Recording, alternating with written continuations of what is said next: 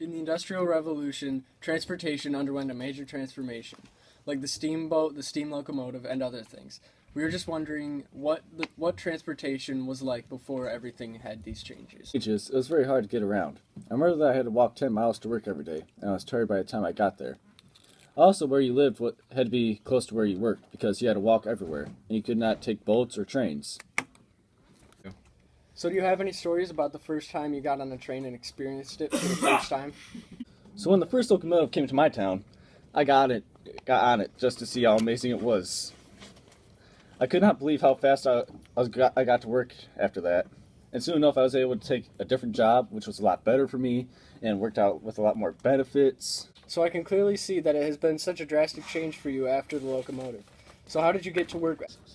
Well, before all this, I used to have to walk the streets, and the streets were filthy and dangerous. Then in the summer, it was really hot. Interesting. In the winter, it was freezing. And then sometimes I'd take the horse and buggy, which was very expensive and unreliable.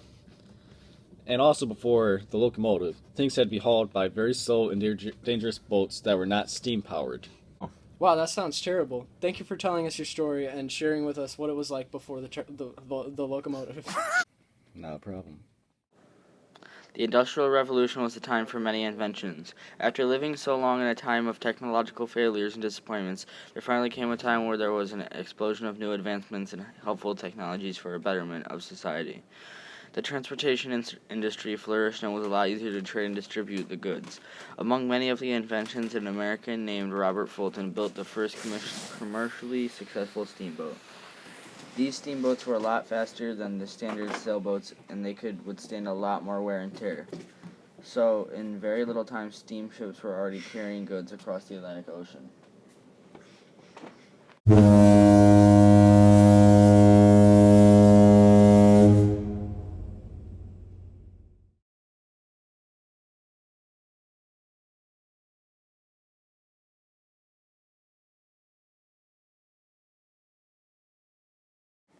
Another extremely helpful and world-changing invention was the steam locomotive.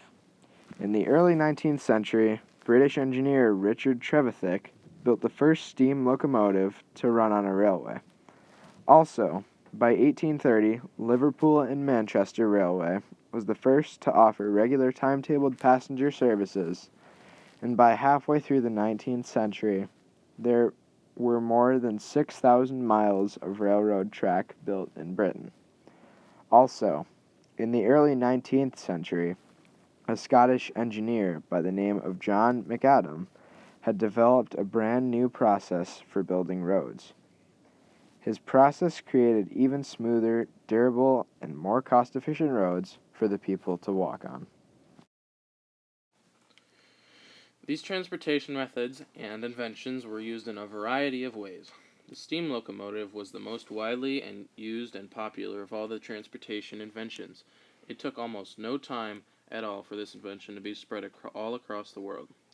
The locomotive was used for carrying extremely heavy loads across long distances as a replacement for the very slow and time-consuming and less reliable horse and buggy. Among the many uses of the locomotive was the transportation of citizens. Now, you can move to different areas and know that it was not going to take as long to get there.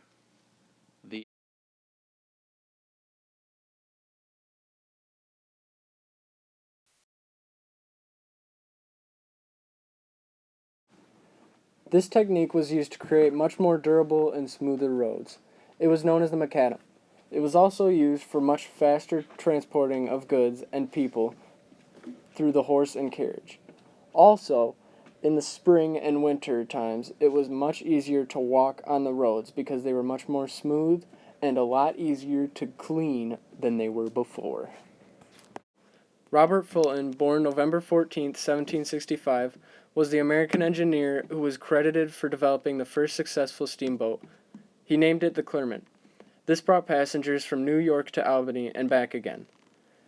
A full trip was 300 miles and 62 hours in total.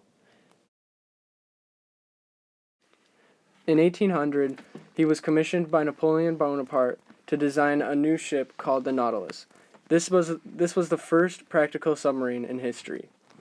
Also, he was credited with inventing some of the world's earliest torpedoes for use by the British Navy. In his early life, he was born on a farm in Little Britain, Pennsylvania. He had 3 sisters, Isabella, Elizabeth, and Mary. He also had a younger brother named Abraham. When he grew up, he married Harriet Livingston, and they both had 4 children. They named them Julia, Mary, Cornelia, and Robert.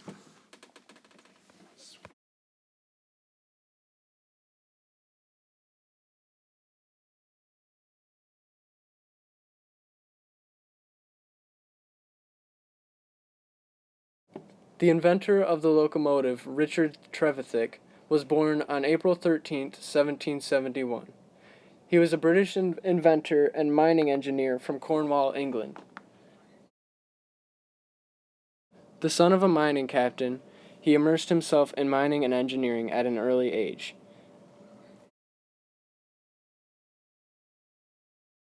Of many inventions, his most significant one was the steam engine. He had also built the first full-scale working railway steam locomotive.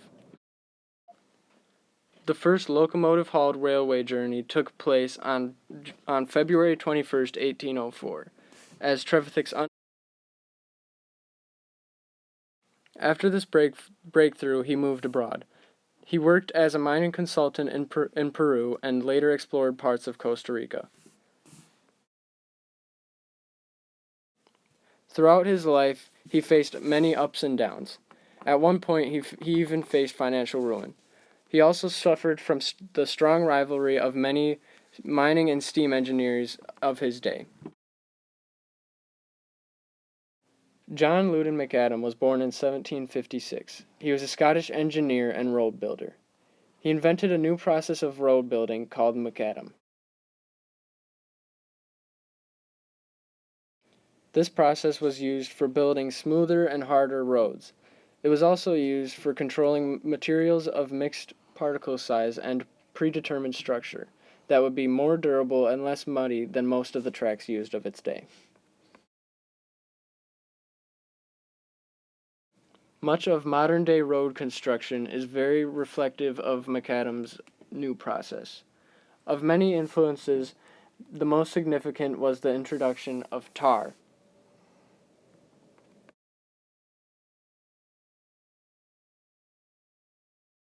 McAdam became a trustee of the Ayrshire Turnpike in 1783, and over the next 10 years he became more increasingly involved in the day-to-day road construction.